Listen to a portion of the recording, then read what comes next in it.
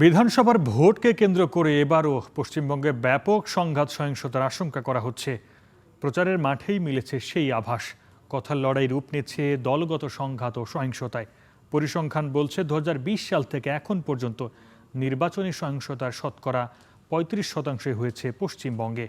প্রাণহানি শতকরা 51% এই রাজ্যে। পশ্চিমবঙ্গে বিধানসভার প্রথম দফার ভোটের এখনও দিন দশেক বাকি। প্রচারে কথার লড়াই, তুচ্ছ ঘটনা নিয়ে সংঘর্ষ, অন্তর্দ্বন্দ্ব সব মিলে উত্তপ্ত ভোটের মাঠ।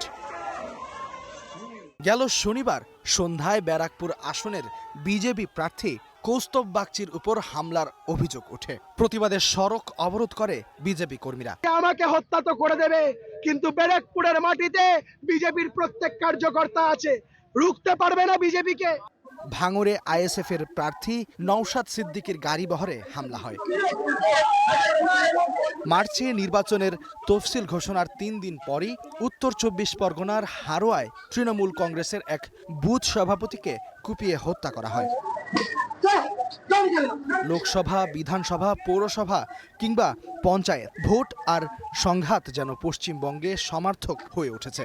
পর্যবেক্ষক সংস্থা armed conflict location and event data project বলছে, গত 6 বছরে ভারতের যে কোনো রাজ্যের তুলনায় পশ্চিমবঙ্গে নির্বাচনী সহিংসতা বেশি।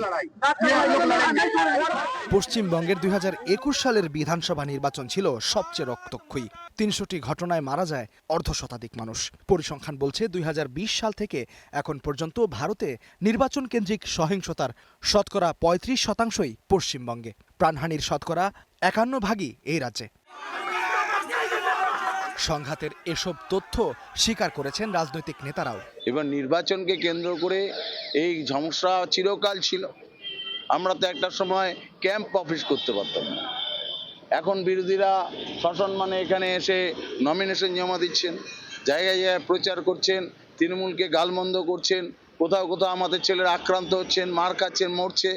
এটা এর চেয়ে বড় গণতন্ত্র কোথায় আছে? পশ্চিমবঙ্গে এবার ভোট হবে 2 ধাপে। প্রথম দফায় 23 এপ্রিল 152টি আসনে, আর 29 এপ্রিল দ্বিতীয় দফায় 142টি আসনে। ভোট গণনা ও ফল ঘোষণা 4 মে। ইস্তেহাদুল মাহমুদ, স্টার নিউজ।